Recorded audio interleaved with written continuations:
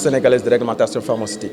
Donc, cette agence qui a été nouvellement créée en 2022 et qui a pu déployer ses activités donc, en un temps record, donc, avec beaucoup de missions qui se sont effectuées à l'intérieur du pays, donc, avec l'ensemble des acteurs de la santé. Donc, nous avons jugé important de nous réunir avec eux également, de communiquer sur les enjeux actuels, sur les évolutions et éventuellement recueillir des attentes.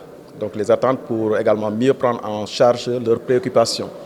Et donc cette mission avait donc pour but ou pour objectif, entre autres, de présenter la nouvelle loi qui a été donc promulguée sur la pharmacie, les médicaments et autres produits de santé, mais aussi de renforcer les capacités des acteurs de santé, donc sur les vigilances, en particulier la pharmacovigilance, et passer en revue également le système d'inspection pharmaceutique qui concerne également ces acteurs, puisque dans les missions de l'ARP, pour revenir là-dessus, l'Agence sénégalaise de réglementation pharmaceutique a pour mission de mettre en œuvre l'ensemble des fonctions réglementaires, donc réglementaires ou régissant la pharmacie.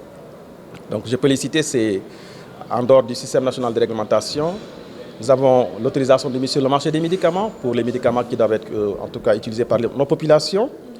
Nous avons les vigilances qui s'occupent également des effets, par exemple, observés à l'issue de la prise de ces médicaments, des effets inattendus ou indésirables. Nous avons ce qu'on appelle les essais cliniques, donc qui se font en amont, c'est-à-dire que c'est des essais qui vont se faire pour au moins démontrer l'efficacité des médicaments avant utilisation par les populations. Nous avons une fonction qu'on appelle l'octroi de licence pour tout ce qui est établissement pharmaceutique, de fabrication, de distribution et de dispensation. Donc leur ouverture est normalement corrélée à une licence qui est délivrée par l'ARP, donc sous réserve de respecter un certain nombre de conditions. Nous avons en plus de ça les inspections pharmaceutiques qui sont prévues également sur l'ensemble de ces établissements pharmaceutiques que je viens d'énumérer.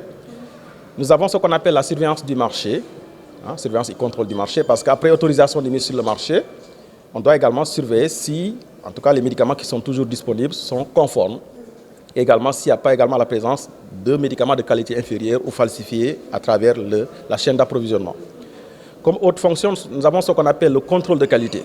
Donc, ces médicaments qu'on peut prélever pour les tester et vérifier leur conformité.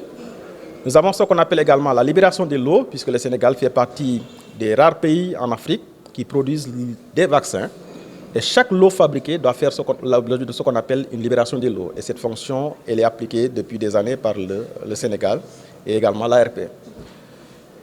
Je pense que je viens d'énumérer l'ensemble des fonctions réglementaires et l'ARP donc a pour mission donc de veiller au respect, n'est-ce pas, de l'application des dispositions régissant la pharmacie.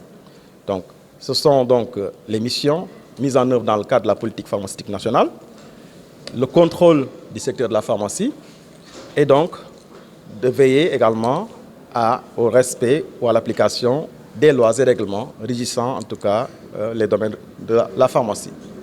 Voilà, donc quand on parle de médicaments, on parle forcément du pharmacien, puisque c'est lui qui a le monopole des pharmaciens, du médicament. Et c'est l'acteur également qui est, je pense, le plus concerné par rapport à la qualité, la sécurité et l'efficacité du médicament. Et donc, entre autres acteurs, nous avons jugé démarrer par eux d'abord, puisque la chaîne d'approvisionnement implique les pharmaciens, donc les structures en charge de la fabrication, la distribution et la dispensation sont en tout cas gérées par des pharmaciens. Et j'avais parlé tout à l'heure d'une des fonctions qui concerne les vigilances. Donc la notification, la gestion des effets indésirables, etc., implique également les acteurs au niveau périphérique. Et les pharmaciens ont un rôle à jouer là-dessus. Et cette activité a été donc planifiée pour renforcer davantage leur capacité, mais également en retour recueillir leurs préoccupations pour mieux renforcer ce système de vigilance. Donc il y aura d'autres acteurs qui sont prévus dans la suite, mais pour le moment, donc, on a démarré avec les pharmaciens. L'interdiction, comme on l'a dit tout à l'heure avec les vigilances, c'est une fonction qui s'occupe des effets qui sont observés après utilisation des médicaments par les patients, les populations. Puisque le médicament doit soigner, doit aider et non nuire. Donc au cours de l'utilisation d'un médicament par un patient, qu'il soit malade ou non, on observe ce qu'on appelle des effets inattendus, qui peuvent être des effets indésirables, parfois même graves.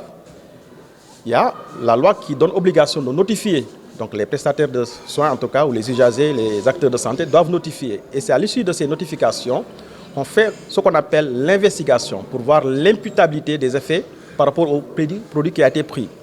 Et dans un système de veille, dès qu'on reçoit des alertes, des notifications, on partage également à travers un feedback à travers en tout cas ce réseau, à tous les prestataires de soins, tous les acteurs de santé, une information de taille. Par exemple, si on doit suspendre l'utilisation d'un produit parce qu'il y a des risques, l'ARP a le devoir d'informer. Et c'est dans ce cadre-là, après avoir reçu des alertes, des notifications, qu'on a suspendu l'utilisation de certains produits par rapport à certaines indications, donc pour mieux investiguer davantage sur les risques encourus ou bien s'il y a également des particularités liées à certaines personnes par rapport à des prédispositions pour réorienter les indications et les précautions d'emploi. L'ARP en tout cas va suffisamment communiquer à ce propos pour rassurer davantage nos populations mais aussi également les acteurs de santé.